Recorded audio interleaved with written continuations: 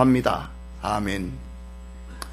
보좌에 앉으신 이의 오른손에 들린 책을 받은 어린 양 예수님으로부터 세상을 향한 하나님의 심판이 집행됩니다. 그것은 7 인재앙에서 나팔재앙으로, 7 나팔재앙에서 대접재앙으로 나타납니다. 그것은 예수 그리스도의 초림부터 재림 때까지의 모든 계시 사건을 점진성을 띠고 반복성을 띠고 나타나는 사건입니다. 이미 살펴본 것처럼 7 인재앙은 불신자들이 성도들을 핍박하는 것에 대해서 초점을 맞추고 있습니다. 그리고 7 나팔재앙은 성도들의 기도를 들으신 하나님께서 불신자들을 심판하는 것에 초점을 맞추고 있습니다. 우리는 지난 몇 시간 동안에 6번째와 7번째 나팔재앙 사이에 나타난 중간 계시를 살펴보았습니다. 그것은 작은 책, 곧 하나님의 말씀을 먹어야 마지막 재앙을 이길 수 있다고 하는 계시였습니다. 또한 2 증인, 곧 신구약에 나타난 교회의 사명은, 성도들의 사명은 예수 증인으로 세상에서 사는 것이다. 예수 증인으로 살다가 죽임을 당하고 또 조롱을 당하는 장면도 있었습니다. 그러나 3일 반이 지나고 난 다음에 주님이 재림하시는 날에 하나님의 생기가 저들에게 들어가므로 다시 살아나서 구름을 타고 하늘로 올라갑니다.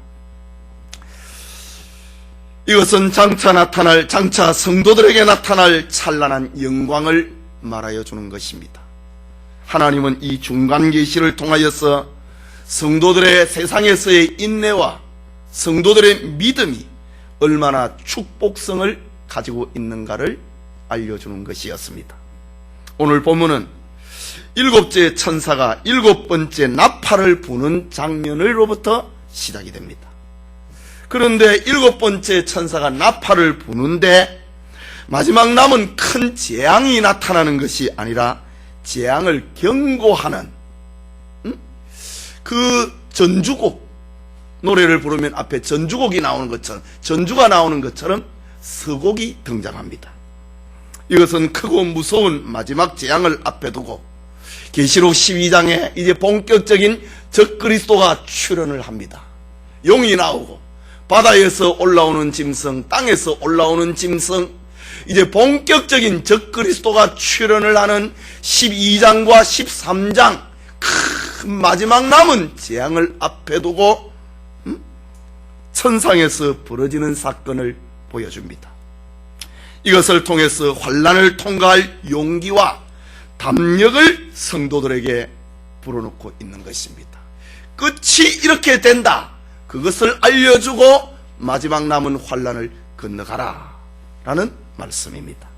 이 시간 7번째 나팔재앙의 경고, 서곡이라는 제목으로 요한계시록 강해 계속하고자 합니다. 첫째로 하늘에 큰 음성들이 그리스도의 통치를 선포하는 장면을 보았습니다. 읽은 15절 말씀을 우리 같이 한번 다시 봅시다. 7째 천사가 나팔을 불매 하늘에 큰 음성들이 나서 가로되 세상 나라가 우리 주와 그 그리스도의 나라가 되어 그가 세세토록 왕노릇 하시리로다 하니 라고 기록합니다. 여기 하늘에서 큰 음성들이 났다 라고 합니다. 지금까지 하늘에서 들린 큰 음성은 주님의 소리였습니다. 그러나 오늘 본문에서는 큰 음성들이다 복수형을 사용을 합니다.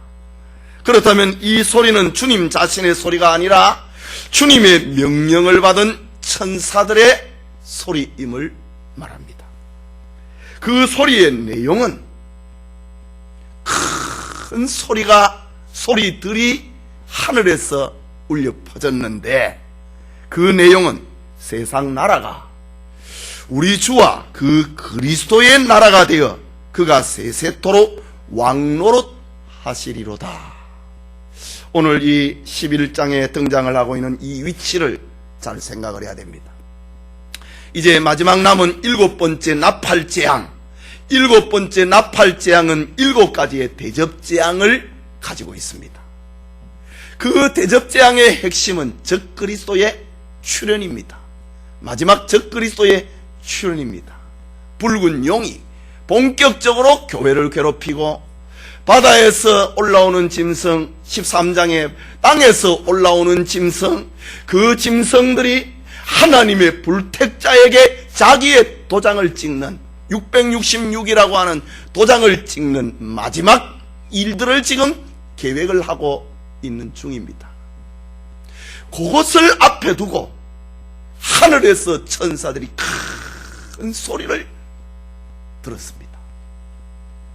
그 소리는 세상 나라가 우리 주와 그 그리스도의 나라가 되어 그가 세세토록 왕노릇 하시리라. 그 마지막 남은 그 일곱 번째 나팔재앙 건너편에 있는 그걸 보여주고 있습니다. 우리는 이런 장면을 구약의 계시록인 다니엘서를 통해서도 만날 수 있습니다. 다니엘 7장 13절과 14절에 보면은 인자 같은 이가 하늘 구름을 타고 와서 옛적부터 항상 계신 자에게 나와 그 앞에 인도됨에 그에게 권세와 영광과 나라를 주고 모든 백성과 나라들과 각 방언하는 자로 그를 섬기게 하였으니 그 권세는 영원한 권세라 옮기지 아니할 것이요 그 나라는 패하지 아니할 것이니라. 구약시대의 다니엘 선자를 통해서 들려준 말씀입니다. 장차 메시아가 출현을 할 것인데, 인자 같은 이 메시아가 이 땅에 오시면은 영원한 한 나라가 세워진다고 하는 다니엘 선지자의 예언입니다. 이스라엘 백성들은 이 지식을 가지고 있었습니다.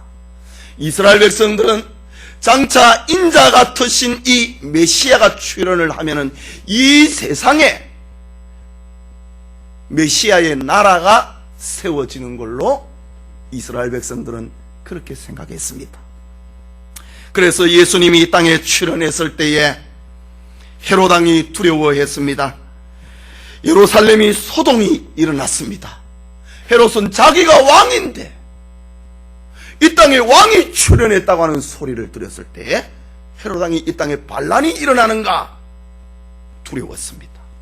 동방에서부터 온 박사들도 헤롯 왕 앞에 서서 마태복음 2장 2절과 3절에 이스라엘의 왕이 나셨도다, 우리가 경배하러 왔습니다 라고 했습니다. 예수님의 제자들도 예수님께서 예루살렘에서 왕이 되는 줄 알았습니다. 이미 다니엘서로부터 이런 지식을 유대인들, 예수님의 제자들이 가지고 있었기 때문입니다. 심지어 야고보와 요한의 어머니는 주님의 나라에가 임할 때에 내 아들 하나는 우편에 하나는 좌편에 앉게 해달라고 예수님에게 청탁을 한 적도 있었습니다. 예수님의 공생의 마지막에 빌라도가 예수님 앞에 신문을 난 그 신문의 내용도 네가 유대인의 왕이냐 라고 물었습니다.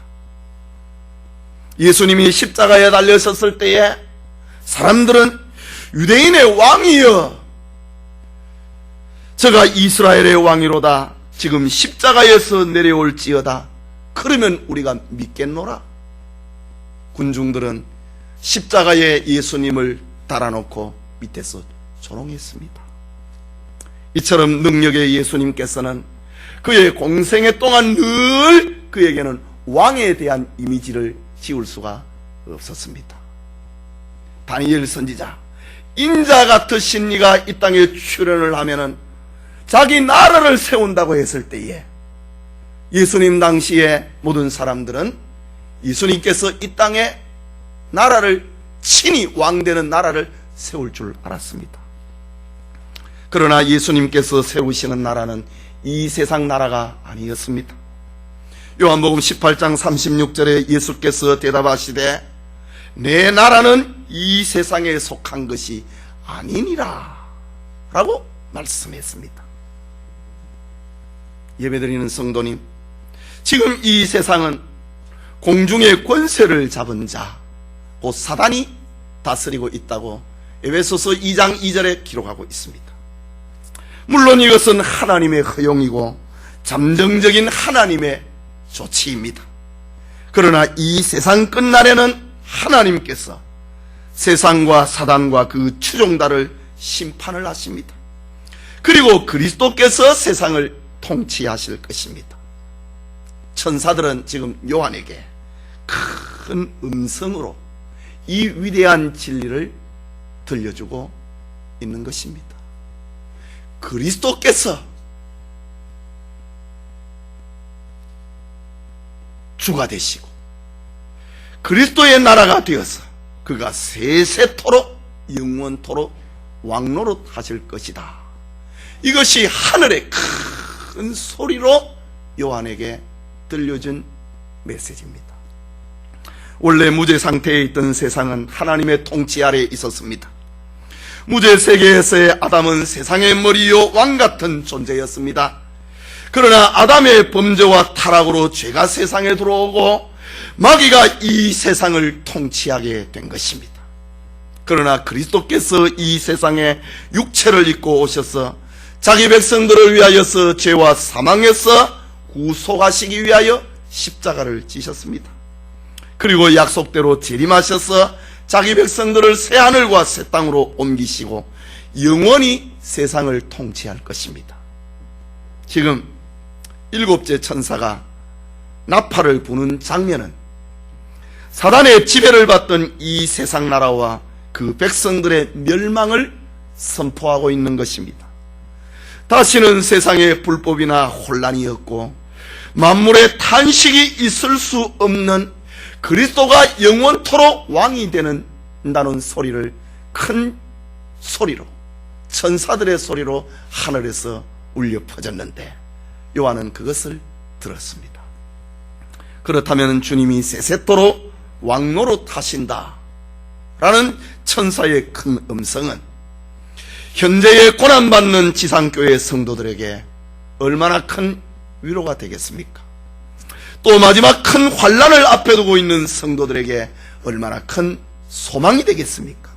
주님은 일곱 번째 나팔 속에 담겨있는 대접재앙 곧 적그리스도의 출현을 앞에 두고 용이 등장을 하고 바다에서 올라오는 짐승과 땅에서 올라오는 짐승이 마지막에 출현을 해서 그 이마에 666이라고 하는 도장을 찍는 이 마지막 남은 재앙을 앞에 두고 장차 그리스도께서 영원토록 왕이 되실 것이다, 이 소리를 들려주므로 마지막 남은 환난을 잘 견뎌내라 라는 내용을 담고 있는 것입니다. 이런 장면 앞에 천사들이 큰 소리로 그리스도께서 세상토록 세세토록 왕노릇 하실 것이라고 하는 이런 소리 앞에 24장로들이 경배하는 장면을 보게 됩니다. 16절 말씀입니다. 같이 읽읍시다. 하나님 앞에 자기 보좌에 앉은 24장로들이 엎드려 얼굴을 대고 하나님께 경배하여. 이 말씀은 하나님의 약속이 이루어짐에 대한 감사 찬양입니다. 24장로들이 그리스도가 왕이 된다고 하는 이 사실 앞에, 창세기부터 요한계시로 이때까지 하나님의 약속이 변함이 없구나, 그리스도께서 마지막에 이 세상을 통치하시구나, 이 세상을 심판하시구나, 이런 사실 앞에 24장로들이 경배하고 감사 찬양을 하고 있는 내용입니다. 여기 24장로들은 이미 4장 5장에서 등장을 한 사람들입니다. 저들은 구약과 신약의 모든 성도들을 대표합니다. 구약의 모든 성도들을 대표하는 것이 12지파고 신약의 모든 백성들을 대표하는 것이 12사도입니다. 그래서 24장로들은 신구약에 등장하는 모든 성도들의 대표, 그 대표성을 가지고 지금 하늘에 가 있는 장로들이 지금 대신해서 대표해서 감사 찬양을 하고 있는 것입니다. 저들이 자기의 의자에서 내려앉았다. 하늘에서 큰 음성이 나서 그리스도께서 세상을 통치하신다, 이 소식 앞에, 이 소리 앞에 24장로들이 의자에서 내려앉았다. 이 큰 소리 앞에 신구약의 모든 성도들을 대표하는 24장로들이 의자에서 내려앉아서 엎드렸다. 그리고 경배했다. 주님의 약속이, 하나님의 말씀이 틀림이 없이 약속대로 되고 있다고 하는 사실 앞에 모든 성도들을 대표해서 감사 경배하고 있는 장면입니다. 그들이 엎드려서 얼굴을 대고 하나님 앞에 경배했다고 합니다. 성도들의 영원한 경배의 대상은 하나님이라는 말입니다. 하나님은 신구약의 모든 성도들의 감사와 찬송을 받으시기에 합당하다고 하는 말입니다. 여기 24장로들이 엎드려서 얼굴을 대고 하나님 앞에 경배하는 장면은 진정한 예배자의 모습을 보여주고 있습니다. 그것은 입술의 노래만이 아니었습니다. 행동이 함께 받쳐주는 거룩한 찬송이었습니다. 사실 입술의 노래는 가수가 잘 부릅니다. 노래 잘하는 가수의 노래가 얼마나 사람들의 심금을 울려놓습니까? 그러나 성도들의 입술과 행동이 받쳐주고 있는 노래는 하나님이 받으시는 거룩한 찬송이 된다. 하나님이 받으시는 찬송은 엎드려서 행동이 수반이 되는, 경배하는 그런 찬양이다 라는 말입니다. 천상 성도들의 예배는 이처럼 섞임이 없이 신령과 진정의 예배였습니다. 그렇다면 24장로들이 주님의 말씀대로 이루어지고 있다고 하는 그 사실을 감사 찬양을 하고 있는데 그 내용이 구체적으로 무엇인가? 오늘 본문에는 24장로들, 천상에 있는 모든 성도들을 대표하고 있는 24장로들의 감사 내용이, 찬양의 내용을 오늘 성경에 6가지를 제시합니다. 첫째는 하나님을 향한 감사입니다. 17절 말씀에 가로되 감사하옵나니 옛적에도 계시고 시방도 계신 주 하나님. 시방, 지금도 계시다 이 말입니다. 아주 오래된 표현입니다. 하나님은 영존하시는 하나님이라고 하는 말입니다. 아브라함의 하나님이고 이삭의 하나님이고 야곱의 하나님일 뿐만 아니라 지금 나의 하나님도 되신다고 하는 말입니다. 옛적에도 계셨고 그 다음에 없어져 버리는 하나님이 아니라 지금도 계신 하나님, 영존하시는 하나님, 불변의 하나님, 인격적인 하나님, 살아계신 하나님이 앞에 24장로들은 전에도 계시고 시방도 계신 그 하나님 앞에 감사합니다.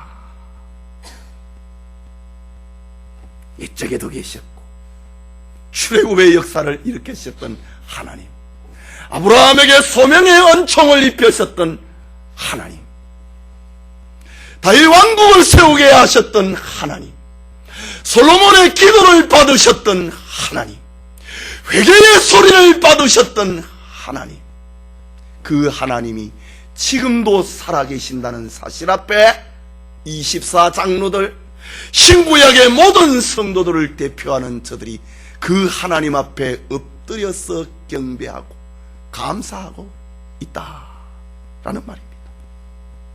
둘째는 하나님의 전능을 찬양합니다.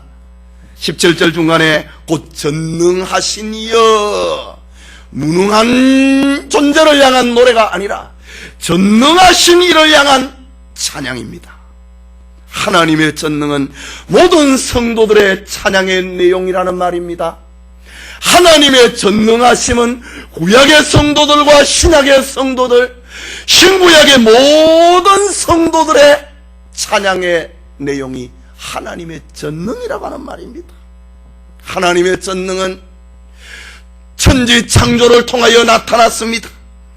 그것을 통치하심을 통하여 나타났습니다. 그리고 지금까지 하나님이 간섭하신 섭리하심을 통하여 나타났습니다. 하나님의 전능하심은 지금도 태양이 제자리에 있고 별들이 제자리에 있는 하나님의 보존을 통하여 나타나고 있습니다. 지금도 봄과 여름과 가을과 겨울을 그대로 진행을 시키시는 보존하시는 하나님의 전능, 그렇게 나타난 것입니다. 하나님의 전능이 사탄을 무찌르고 하나님의 전능하심이 죄에 빠진 인생들을 구원하십니다. 지금 천상에 있는 24 장로들, 신구약의 모든 성도들을 대표하고 있는 저들은 하나님의 전능에 의해서 구원받은 자들입니다. 그러니 하나님의 전능이 저들의 찬양의 내용이었다. 셋째는 하나님의 왕되신 통치를 찬양합니다. 17절 마지막에 친히 큰 권능을 잡으시고 왕노릇 하시도다. 성도들의 노래는 하나님이 온 세상을 통치하고 있다. 세상에 지금 도미시안 황제가 교회를 핍박을 하고 있지만 그 위에 하나님이 계시다. 천상의 성도들은 지금 그것을 보고 하늘에서 큰 음성이 나는 그 소리 앞에 엎드려 경배를 하는데 하나님의 통치를 찬양하고 있습니다. 하나님은 영원한 왕이라는 말입니다. 하나님은 거룩한 왕이라고 하는 말입니다. 요한은 천상 성도들의 찬송을 통해서 하나님께서 영원한 왕되심을 보았습니다. 비록 요한은 현재 핍박을 받아서 밤모섬에 유배되어 있는 처지입니다. 그는 고난과 환난 속에 도미시안 로마의 황제의 통치 아래서 세상에 살고 있습니다. 그러나 요한은 자기가 믿고 자기가 따르는 하나님이 정말 왕이심을, 진정한 왕이심을 보았습니다. 이 사실 앞에 요한이 얼마나 큰 용기를 얻었고, 요한이 얼마나 이 사실 앞에 하나님이 왕이시다, 하나님이 온 세상을 통치하신다 사실 앞에 위로가 되었겠습니까? 오히려 도미시안 왕제의 밖에는 잠깐이면 지나가 버린다. 하나님께서 영원한 왕이시다, 이 사실을 요한은 보았다. 넷째는 하나님의 통치를 반대하는 자를 심판하심을 24 장로들이 찬양합니다. 18절 말씀에 이방들이 분노하매 주의 진노가 임하여 죽은 자를 심판하시며, 여기 이방들이라고 하는 말은 세상 나라를 말합니다. 세상 나라들이 하나님의 통치 사실 앞에 싫어했다 이거죠. 하나님의 간섭을 불택자들이 싫어했습니다. 반대합니다. 분노합니다.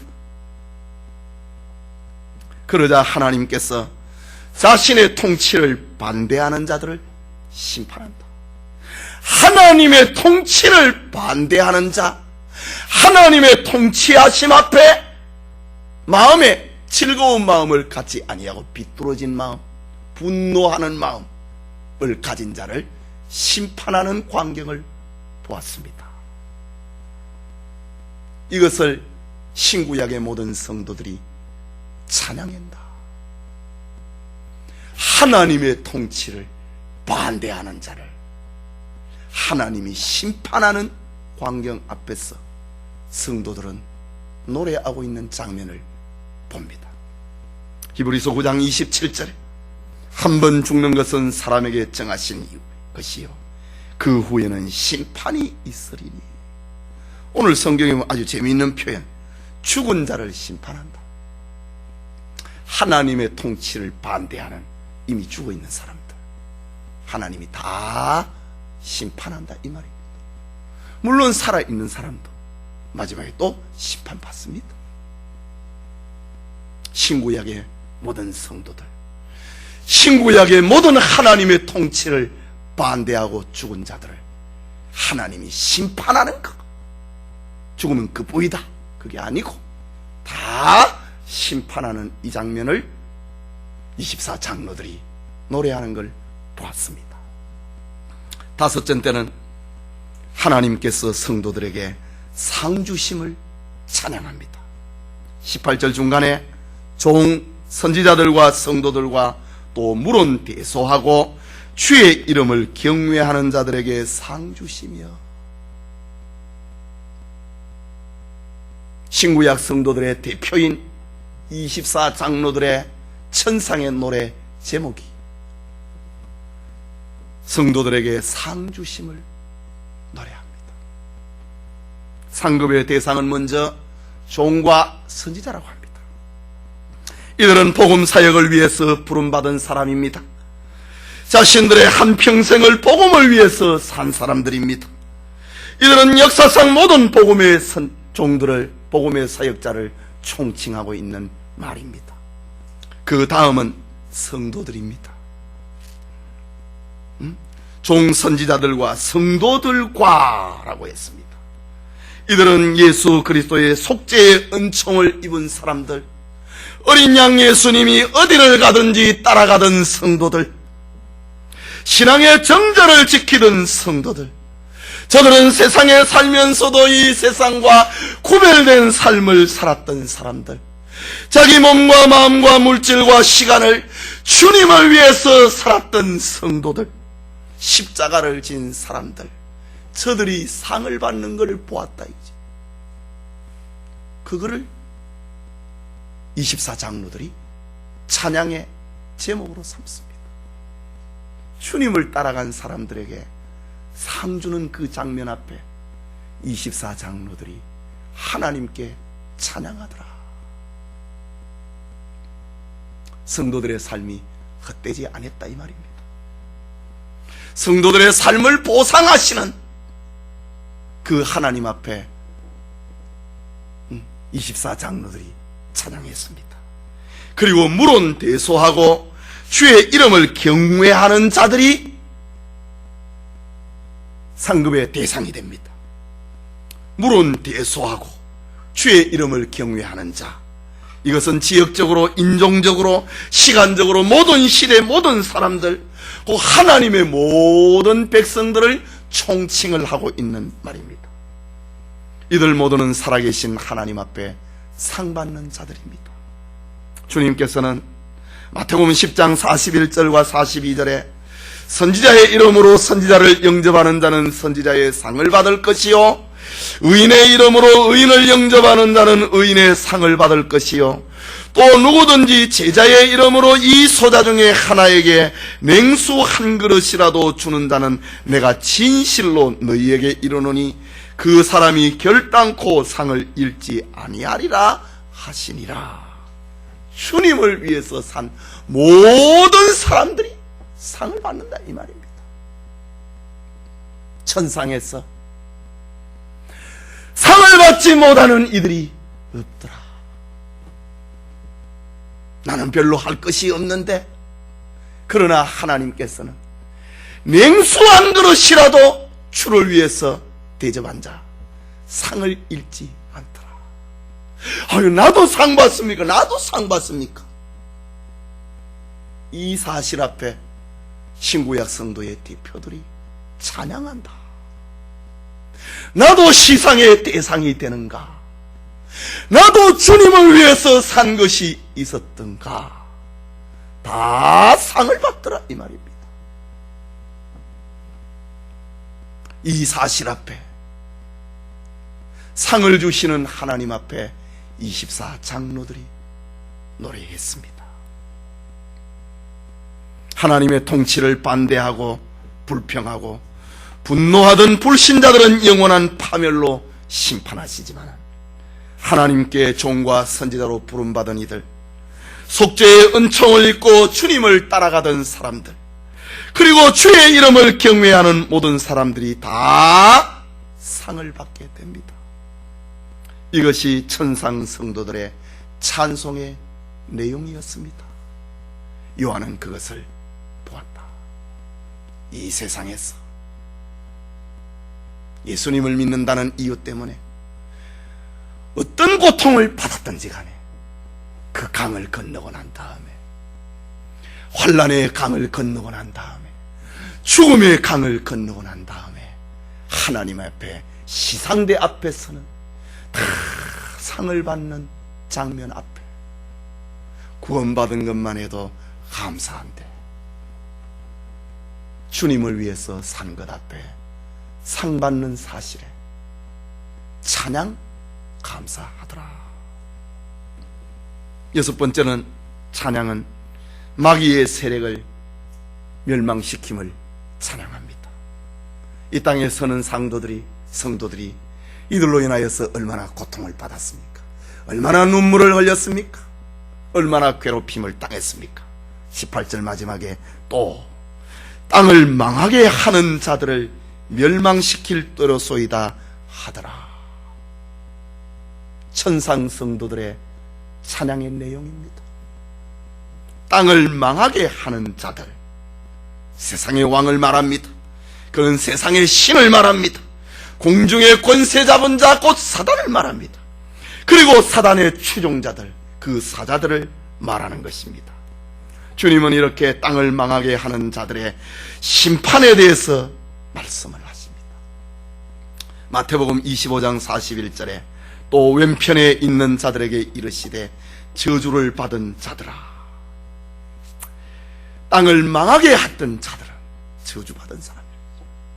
저주를 받은 자들아, 나를 떠나 마귀와 그 사자들을 위하여 예비된 영영한 불에 들어가라.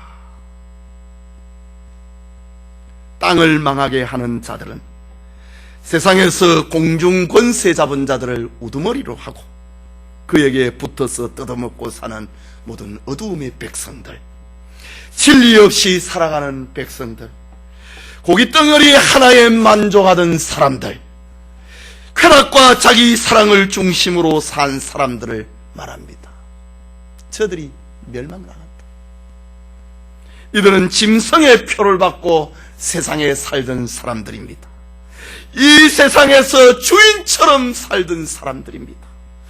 예수 믿는 사람을 그렇게도 미워하고 싫어했던 사람들, 자기들이 세상의 주인인 줄 알고 살았던 사람들입니다.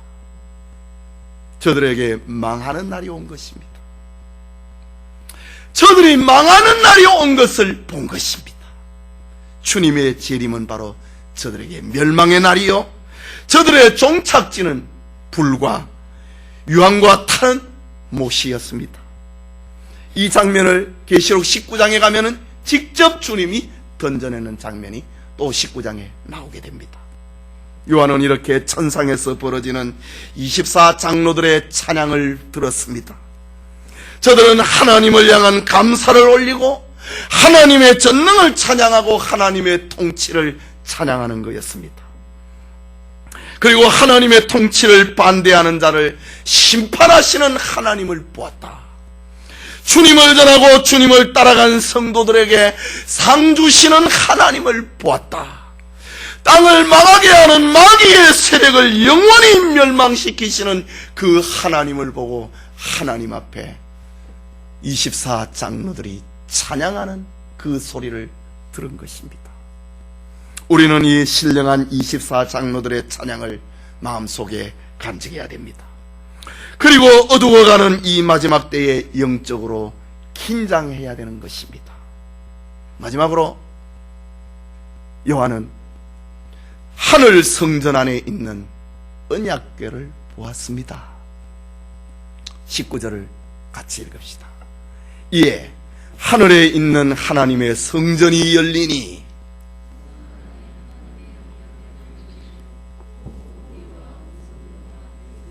지진과 큰 우박이 있더라. 여기 하늘에 있는 하나님의 성전은 땅에 있는 성전의 완성품입니다. 본문에 하늘에 있는 하나님의 성전이 열렸다. 그냥 하늘이 열린 게 아니고 열리고 또 열렸다. 하늘에 있는 하나님의 성전이 열렸다. 하나님은 박해를 받는 지상교회 성도를 위하여서 하늘 성전을 열어놓고 기다리심을 보았습니다. 하나님은 땅의 성전에서 죽임을 당한 성도들을 위하여서 하늘의 성전을 열어놓고 기다리고 계시는 장면을 본 것입니다. 그런데 요한은 열린 하나님의 성전 안에 무엇을 보았다? 금덩어리를 보았다? 성경에 뭐를 보았다? 뭘 보았다고요? SFC 하늘 성전이 열리는데, 하늘에 언약궤는 지성소가 있는 곳인데, 지성소 안에 언약궤가 있는데, 하늘 지성소 안에 뭘 보았다? 목사님이 답을 말해버렸어. 뭘 보았다? 뭘 캄캄해 학생들이. 뭘 보았다? 무슨 괴짝을? 뭘 보았다? 성경을 보고 얘기하세요. 성경 다 가져왔어? 뭘 보았다 요한이? 하늘 성전에 금덩어리를 보았다. 재현이 말해봐. 뭘 보았어? 뭐 자신이 없어. 지우 뭘 봤어요? 언약궤를 보았다. 본래 언약궤는 성전의 지성소에 있는 것입니다. 언약궤는 하나님과 이스라엘 백성과의 만남을 상징을 하는 곳입니다. 그 만남은 제물, 곧 어린 양의 피를 통하여서, 피 흘림을 통하여서 그 속죄를 근거해서 하나님께서 자기 백성을 만나주시는 곳이 지성소 안에 있는 언약궤입니다. 하나님의 임재의 처소요, 하나님이 말씀하시는 처소요, 하나님이 자기 백성을 만나주는 것이 언약궤입니다. 그 언약궤는 속죄의 피를 거친서 만나는 곳입니다. 그렇다면 언약궤는 바로 예수 그리스도를 말하는 겁니다. 예수 그리스도의 속죄를 중심으로 하나님과 자기 백성이 만나는 것을 말합니다. 다시 본문을 봅니다. 하늘이 열리고 요한은 성전 안에 있는, 성소 안에 있는 언약궤를 보았습니다. 이것은 장차 자기 백성에게는 구원이요, 불택자에게는 심판이 이루어지는데, 예수 그리스도의 피를 중심으로, 예수 그리스도를 중심으로 구원과 심판이 이루어진다고 하는 하늘 지성소에 있는 언약궤를 보았다. 예수님을 중심으로 구원받고 예수님을 중심으로 심판받는다고 하는 상징, 그 언약궤를 요한은 보았습니다. 성도는 하늘이 열리고 보인 그리스도를 믿는 사람들입니다. 오늘의 성도들이 그리스도만을 가까이하고 살아야 할 이유가 바로 여기에 있는 것입니다. 요한은 그리스도를 중심으로 구원과 심판이 행해져 가는 그 장면을 본 것입니다. 고린도전서 1장 18절에 십자가의 도가 멸망하는 자들에게는 미련한 것이요, 구원을 얻는 우리에게는 하나님의 능력이라. 천상에서도 그대로 나타났다 이 말입니다. 시편 2편 12절에 아들에게 입맞추라. 그렇지 않으면 진노하심으로 너희가 길에서 망하리니 그 진노가 급하심이라. 여호와를 의지하는 자는 다 복이 있도다. 아들에게 입맞추지 아니하는 자, 곧 예수 그리스도에게 입맞추지 아니하는 자는 하나님의 진노로 말미암아 망한다는 말입니다. 하늘에 보인 지성소 안에 있는 언약궤, 아들에게 입맞추지 않는 자는 망한다는 걸 보여줍니다. 입맞춘다고 하는 것은 사랑관계를 말합니다. 예수님과 사랑관계가 아닌 자는, 예수님과 사랑관계를 맺지 못한 사람들은 하나님의 진노 아래서 망한다는 것입니다. 그러니까 신약이나 구약이나 다 하나입니다. 계속해서 요한은 번개와 음성과 내성과 지진과 큰 우박이 임하는 걸 보았습니다. 번개, 음성들, 그리고 뇌성, 지진, 큰 우박, 이것은 하나님의 심판을 의미합니다. 하나님의 심판의 기준이 언약궤, 곧 그리스도인데, 오늘의 성도들이 명심해야 될 것이 바로 그리스도를 중심으로 마지막 심판이 있다고 하는 것을 다시 보여주는 장면입니다. 이것을 안다면 그리스도의 은혜를 알게 하신 하나님에 대해서 감사하지 않을 수 없고 찬송하지 않을 수 없는 것입니다. 성도님, 지금의 세상은 힘으로 사는 나라처럼 보입니다. 그래서 모든 사람들이 힘을 얻기 위하여 애를 씁니다. 또 힘이 없는 사람은 무시를 당합니다. 믿음이 있고 주님을 사랑하는 신자라 하더라도 세상에서는 힘이 없으면 믿음도 조롱을 받고 무시를 당하는 것처럼 보입니다. 사도 요한 자신도 세상에 힘이 없기에 로마의 권력 앞에 포로가 되었고 반모섬에 유배되었습니다. 수많은 성도들이 황제의 신상에 절을 하지 않는다고 감금이 되었고 처형되었습니다. 그러나 주님은 장차 되어질 일을 보여주셨습니다. 그리고 우리에게 말씀합니다. 그렇다면 신자가 힘이 없다고 낙심할 이유가 없는 것입니다. 때로는 우리의 믿음이 보잘것없는 것처럼 보이고 주님을 사랑함이 쓸데없는 것처럼 보이고 믿음을 조롱받는다 할지라도 낙심할 이유가 없다는 말입니다. 이유는 확실한 하나님의 일이 이루어질 날이 올 것이기 때문입니다. 그것은 예수 그리스도를 기준으로 세상을 구원하고 망하게 하는 일이 남아있기 때문입니다. 이 세상에서 살아갈 때 사람들은 힘이 기준이 되지만 죽고 난 다음에 하나님의 심판대 앞에서 그 힘의 기준은 예수님이다 라는 말입니다. 바울은 고린도전서 4장 8절과 10절에 우리가 사방으로 우겨삼을 당하여도 사이지 아니하며 답답한 일을 당하여도 낙심하지 아니하며 핍박을 받아도 버림받지 아니하며 거꾸로 뜨림을 당하여도 망하지 아니하고 우리가 항상 예수 죽인 것을 몸에 짊어지면 예수의 생명도 우리 몸에 나타나게 하려 함이라. 그리스도를 믿는 믿음이 있기에 성도들은 세상에서 조롱을 받되 낙심하지 않을 이유가 있다는 말입니다. 가진 것이 없으되 비굴하지 않을 이유가 있다는 말입니다. 보잘것없어 보이고 쓸데없어 보이고 아무것도 아닌 것처럼 보일지라도 가장 확실한 예수 그리스도를 알고 있는 자들이 복 있는 사람이라는 걸 알려주고 있습니다. 그렇다면 그리스도를 소유한 사람은 세상에서 가장 부유한 사람입니다. 이 축복이 우리와 함께 하기를 소원합니다. 성도 여러분, 우주와 그 가운데 있는 모든 역사는 사단이나 그의 추종자들인 악인들의 것이 될 수 없습니다. 이유는 우리 주님께서 하늘과 땅의 영원한 왕이 될 것이기 때문입니다.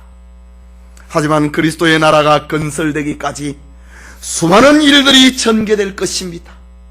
그것이 7 인재앙이요 나팔재앙이요 대접재앙입니다. 거기에 견딜 수 없는 고통과 시련이 있을 수도 있습니다. 사단의 간악한 유혹도 동반될 수 있음을 알려줍니다. 그러나 이 세상 역사의 끝은 반드시 그리스도의 나라로 바뀐다. 그리스도께서 마지막 통치권을 행사하신다. 그리스도께서 세세토록 왕노릇 하실 것이라 라고 천사들이 큰 소리로 노래했습니다. 우리는 인재앙이 일어나기 전에 계시의 센터인 하늘이 열린 것을 보았습니다. 거기에 보좌에 앉으신 하나님을 보았고 그 오른손에 7 인으로 봉한 책을 보았습니다. 그리고 그 책을 떼기에 합당한 다윗의 뿌리 예수 그리스도를 보았습니다. 예수 그리스도가 7인 재앙의 집행자다 라는 말입니다. 우리는 또 나팔 재앙이 일어나기 전에 하늘이 반시 동안 고요한 징조를 보았습니다. 계시록 8장에서. 그리고 열린 하늘을 통하여서 어린 양 예수님이 목자가 되시고 성도들을 생명수 강가로 인도하는 장면을 보았습니다.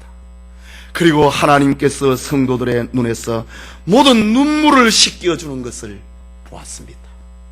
환난에서 이 세상에서 죽음을 당한다 할지라도 주님이 저들의 눈물을 닦여주는 광경을 보여주었습니다. 그리고 오늘 본문에 대접재앙이 일어나기 전에 하늘에 열려있는 성소의 언약궤를 보았습니다.